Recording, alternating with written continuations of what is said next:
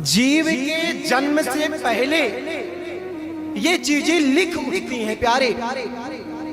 मनुष्य का जन्म कब होगा, कितने बजे होगा, कितने समय होगा, मनुष्य की मृत्यु कब होगी, कहाँ होगी, कैसे होगी, मनुष्य का भाग्य कैसा होगा, क्या करेगा, क्या नहीं करेगा, ये उसके जीवन में जन्म से पहले तीनों बातें लिख उठती हैं। फिर आप चाहे जितना कर लो कोई नहीं।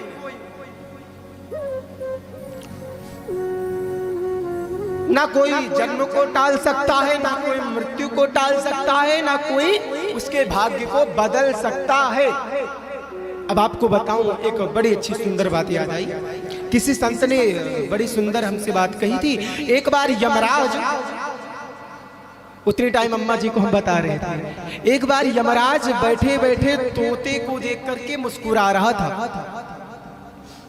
और बगल बैठा गरुड़ देख करके विचार किया, मुझे लगता है कि आज इस तोते की मृत्यु आ गई है, इसलिए यमराज देख करके हंस रहा है। तोते ने सोचा कि गरुड़ ने सोचा कि इसे यहाँ से लेकर 9-2-11 हो जाऊं, अन्यत्र लेकर के चला जाऊं, आज इसे मरने से मैं बचा लूंगा।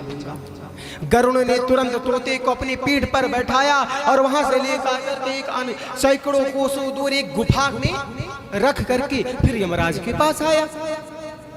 यमराज ने कहा कि हे यम, आप बताओ क्यों मुस्कुरा रहे थे तोते को देख करके।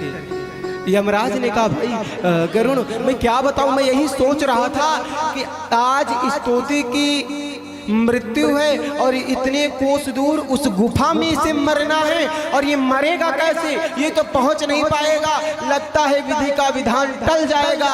इतने में गरुड़ अपने मोड़े पर हाथ फेरा कि प्रभु उसे तो मैं ले जा करके वहीं रख करके चला आया। बोलो राधे राधे। तो जिसे जाना है, मरना है, वो कहीं ना कहीं किसी ना किसी माध्यम से वहां तक पहुंच जाए। गोकर्ण जी कहते हैं, पिताजी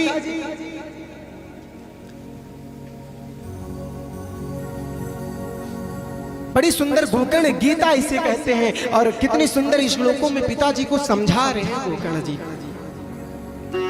देहे स्तिमांसि रुधिरे भीमतिं त्यजत्वं जाया सुतादिषु सदा ममतां विमुञ्च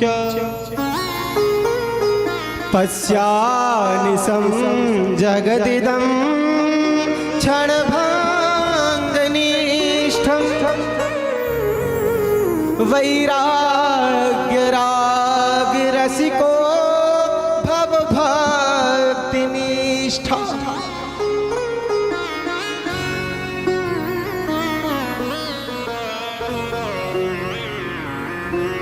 हे पिताजी, देहे स्थिमांसि रुधिरे भीमितिं त्यजत्वम्।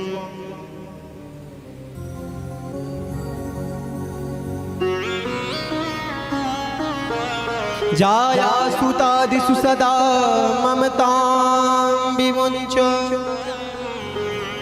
आप ये हड्डी मांस और रक्त के शरीर के विषय के अभिमान को छोड़ दीजिए।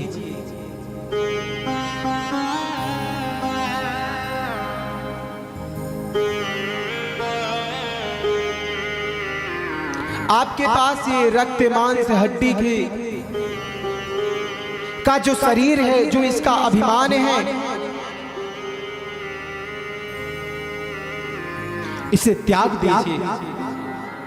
अगर आप अपने जीवन में कल्याण चाहते हैं तो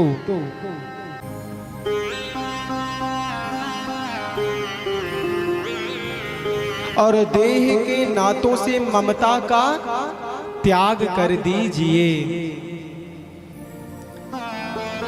अच्छा, हमारी देह बनी किससे है? 5 चीजों से। मानस में बाबा गा रहे हैं कि कैसे कैसे हमारी देह बनी है। कितनी सुंदर लाइन लिखी है प्यारे, कि छित जल पावक गगन समीरा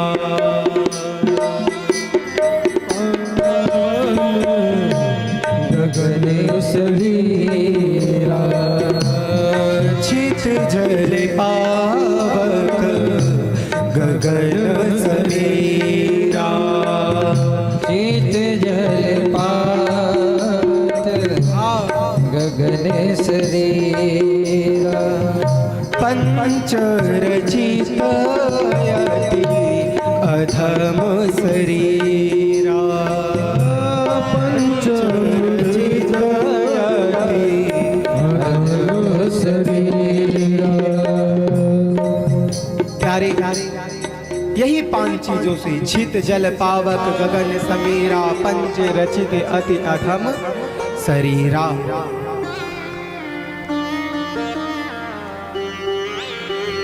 ये हड्डी, ये मांस, ये रक्त, ये मज्जा, इसका क्या ध्यान करना।